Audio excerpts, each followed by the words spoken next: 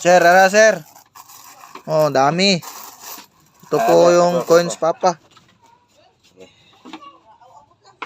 Kini sir, oh. Ay, wag na, ngit-ngit. Okay. Kini sir, klase-klaseng kwarta ni sir. Na sa tuwa na po sa ibang bansa. Kini siya 10 kilos. Oh, 10 kilos ni siya sir, klase-klaseng kwarta. Diri sa Philippines o sa ibang bansa.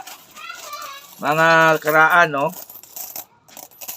Oh, mga karaan. Kini pa lang yung nakita, ha? Pero dili man gud makasya gyud kay daghan man gud ni kaayo. Ako ipadaplin mga hagbong man gud. Kanara. Ha. Daghan kay ni 10 kilos lang ni siya. Kini ra yung nakita, 10 kilos lang, ha. 10 kilos. Kini na po. Kini ang mga karaan gyapon na kwarta. Oh. Kini karaan kwarta gyapon ni sir. Kani mga 5 kilos. Oh. Lagi ni sir na problema ko sir, asa ko ni baligya sir. Pero kini sir, pertigin daghana ni sir. Mga dagko ni sir, katong mga dagko, mga kwarta sa ibang bansa o sa tuwa, mga karaan. Natanan rin mga karaan ter, mga United States of America. O, katindaghana. Minani piso, dagko, kinis kwinta, babae, liberty. Kana sir, katindaghana sir. So, kinitanan, 15 kilos. Mga 15 kilos. Ang mga imported na tong kwarta na dire. Pausa na ako.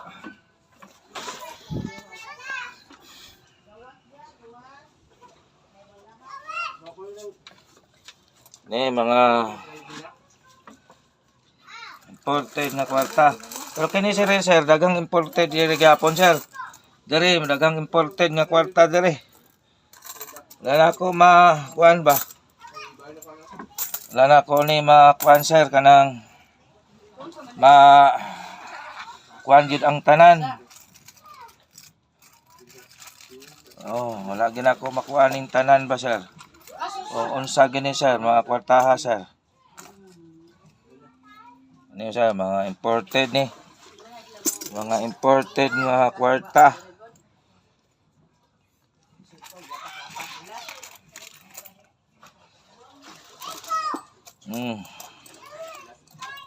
Mga imported na kwarta sir.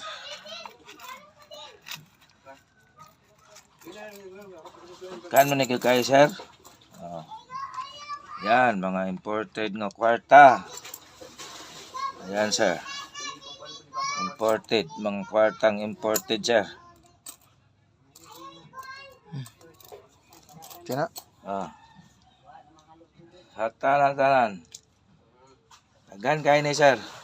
Maura na sir, kwarta na ko sir.